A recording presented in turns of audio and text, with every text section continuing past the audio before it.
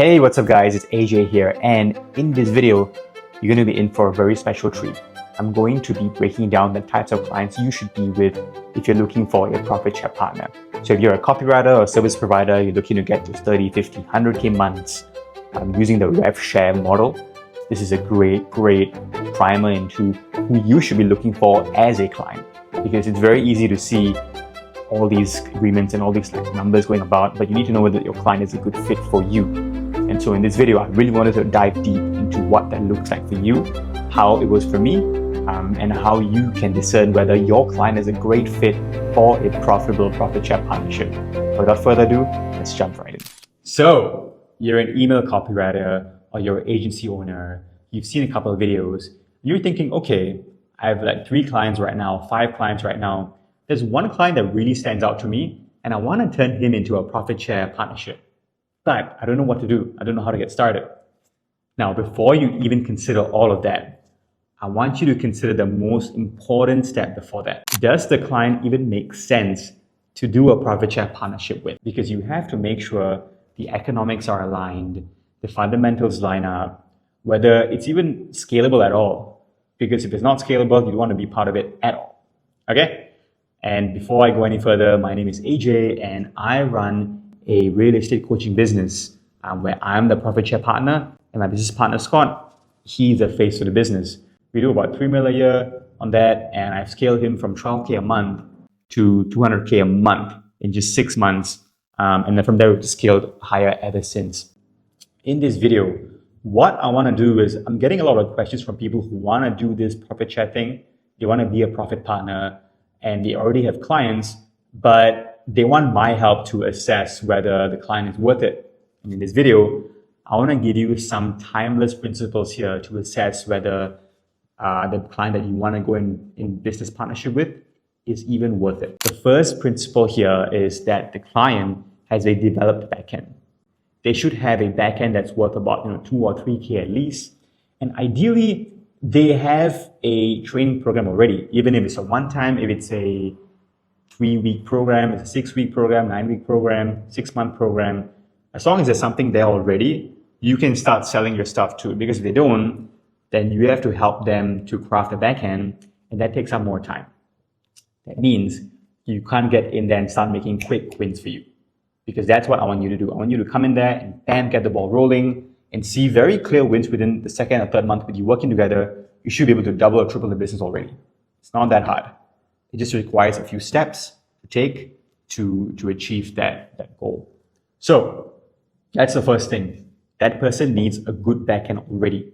They need to have training videos already, some sort of a coaching program that you can come in and get started. Now, if they have a school thing, like have a school membership of like $50 a month or $297 a month, that's still okay, but you need to have more time and effort to structure that into a high ticket coaching program, because that is the only way that you can get compensated for your work as well under the profit share.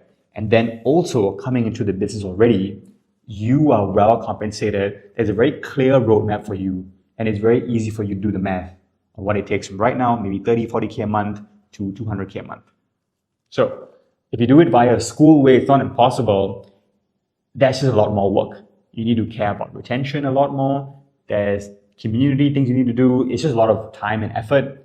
And that's why I recommend having a higher ticket program right there. You can start selling people too. And if the guy runs a school community, great. Package that into a bundle where it's a 3 or 5K offer that makes sense for the price point that you're providing. Second thing is assets. Now you need to have assets in the business. What I mean by this is, if it's training videos, if it's a book funnel, if it's a book, if it's a training video that's like a mini course, that's awesome. Some sort of an asset that they have that you can take it, repackage to a funnel, and then run ads to it, and then liquidate ads. And so you can get people coming into your high ticket coaching program that way. Because you really want to make sure that the traffic makes sense for people to buy. So what do I mean by traffic? I mean by when you look at a coaching program, who the hell is buying that, right? They need to come somewhere. And that's what I mean by the traffic. They come from maybe typically a low ticket funnel in our case. In other cases, a lead magnet funnel. It could be perhaps even like a challenge or webinar of sorts. that I've seen, or like a lead form.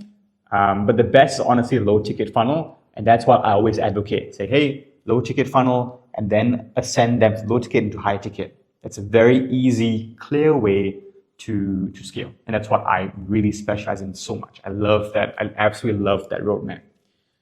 So have assets in the business. So really make sure that the business that you're partnering already has assets, training videos, or even a mini course, even a book that they've already wrote. Hell yeah, get started to create a funnel out of that. Third thing is you want to make sure that they have a proven skill in the business. I can't believe I'm saying this, but there's just so many gurus out there who don't know, who don't preach what they actually do, right? So for example, for me, Scott, he was awesome. He's been doing real estate since 1993. So he has, years and years of experience. And he was an in-person coach. So that is the best kind of person that you want to profit share with. They are in-person coach. They want to transition to online, and you come in to help them. I'd say if they have either a good business already, if it's real estate, if it's a nail salon, whatever it may be, they already have a good business that they're making money from, and they want to start teaching. That is the best type of business partner to have, because they have proven skill, and all they need is a good system that you will bring on. And that leads me to my next point. If they are a good coach and they already have, they're good in their business, chances are they've already taught students already, and they have proven students they've already worked with. So this is really important. The person you're working with cannot just have like 0 client testimonials, like very few case studies. It has to have at least 5, maybe 10 case studies you can pull out from, because these are case studies that you can draw the marketing from. Like all your customer data should come from these guys, and that's where you take it, and then that will inform your marketing on the low ticket on the front end side. And so if they don't have case studies already, that's very weird. Most of the time, they already are good coaches. It's just that they haven't taken the time to send their students, to get them to record testimonials, or just something like that, where maybe they've just missed out on it, or they are busy with their real thing that they don't have time for coaching. You want to make sure that you can get testimonials for them. If not, they already have them, fantastic. So that's proven students. Make sure the guys have proven student case studies that they already have gotten results for. The next thing is them having a small team. You want them ideally to just have like themselves, a VA, a video editor, and that's it, done. Best team ever to actually come in and then, insert your own ideas and skill with them for. Because from there, you won't have anyone who's blocking you. So you won't have like a CMO, you won't have like a business partner being like, oh yeah, what are you doing? And then, just delaying the steps needed to actually implement and take action and get results. I've seen just that as the most important thing as well. Just a small team, maybe like client support, and that's it. So when you come in, you'll be doing all the hiring as well, because there'll be things that you are in your zone of genius, it doesn't make sense for other people to do. For example, like closing or setting, someone else can do all that. For you, you are focused on bringing leads here, and that's it. And then converting them on the back end. They're converting them to the sales process. Someone else should be the closer, someone else can set, but all that comes much later. You can always start out with just an automated webinar, and that's it. Very, very simple. Low ticket funnel, webinar, high ticket close. That's it, done. And then from there, we can start to include people. We get more sales. We include inbound setters. We include closers, and we can make the system a lot better. But to start off with, very easy, and that's why I recommend having a small team first. The person you're working with shouldn't have like a 10, 15 people team, small team. The next thing is ideally, they don't have a clue about marketing. They don't have a jack shit about marketing. They just know like, okay, they understand how it works. They've copied maybe their friend's business, and then they try and make this work, and they try and hit the jackpot, but they're not doing a good job at it. That's why you can come in and help them. That's what I would recommend. As someone who doesn't understand marketing a lot, there's a lot of things you can do to build trust with them. The very last thing I will say is you have to make sure that they don't just have a back-end training program, but they also have a good sales process, something decent. So for example, what I mean is there are 3 ways that people can sign up for high-ticket coaching program. First thing is a book a call, the most simple thing, book a call, and maybe it's good the coach himself who's doing it, who's actually closing. The second way is hiring a closer to do it. Maybe he already has a closer to come and take calls. The third way is webinar. So pre-recording something or sending it to him, sending it to the prospect. That's awesome. They watch the webinar. They have a good, clear idea of what the program is, and then it's either they buy or not. The last thing I would say is that the last way that people can be sold can be a offer doc. That's what I've seen. Like the whole offer of the coaching program is in the doc itself. You send it over to your prospect, and they either buy or they leave. Simple. That's not ideal, but it's better than nothing. And so you want to make sure that there's already a system there. If not, you come in and it'll be a bit harder for you. It's a bit harder for you to come in and do everything from scratch. Again, we want to make sure that we can get quick wins. And if the automated backend is already set up, it makes our life so much easier. It's not impossible. It just means that there's more work to be done. That's it. I want to show you a couple of examples here of clients that I've had that personally, helped me see who is a good client to work with, who actually resemble all the principles that I told you about. The first example I'm going to give you is my business partner, Scott, who's a shining example of, if you can find someone like that, you've struck gold. I met Scott when he just had a book. He created a book already and he needed a website, a funnel. He needed more sales for his coaching program. And that's how I helped him. So my foot in the door was a book funnel for him. And then we talked about profit share. And then it was like 50-50. How can we work this out? And it's honestly pretty awesome because he needed help for more sales because he just did, I think, 12K that month with his coaching program. And so when I came in, I built the book funnel for him. I built all the upsells, the ascension process, the email sequence. And it was just him, I think, and it's like maybe a VA, that's it. So from there I came in, I could help scale things through. And Scott has been an investor again since 1993, which is about nearly 30 years at this point. He had proven case studies that he had. He was an in-person coach, so he's really good at what he does. He had a coaching experience already, and he wanted to do things more online. So perfect client, honestly. Scott's been awesome. So if you find a Scott, make sure you freaking get that locked down ASAP. So that's one. Second is a real estate coach that came to me after seeing what I did with Scott. I'll call these people Sam and Kirk. So Sam and Kirk came to me because they had a free plus shipping book funnel. I believe they had, it was a training program that was maybe like 6 months or so.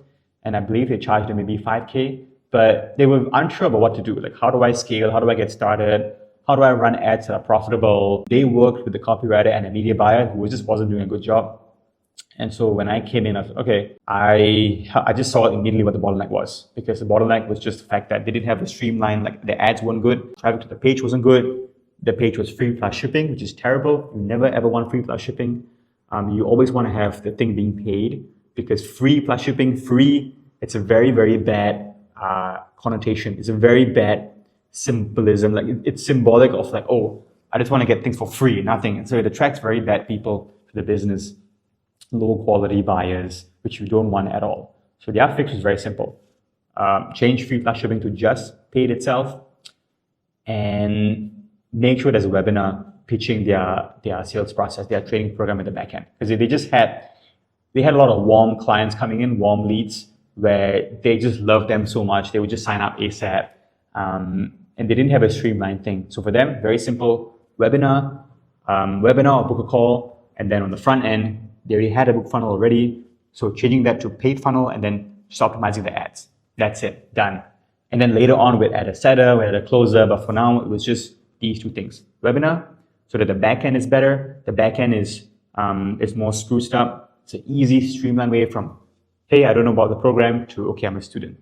And then the front end, getting people to buy, getting quality leads to buy the book so that they become a buyer, and then they ascend to becoming higher ticket buyers.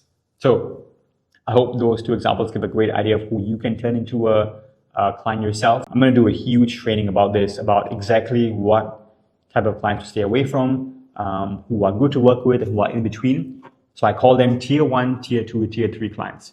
I'll go in depth in the next video. But for now, I hope you've enjoyed it. Please subscribe if you liked it. And until then, take care. Peace.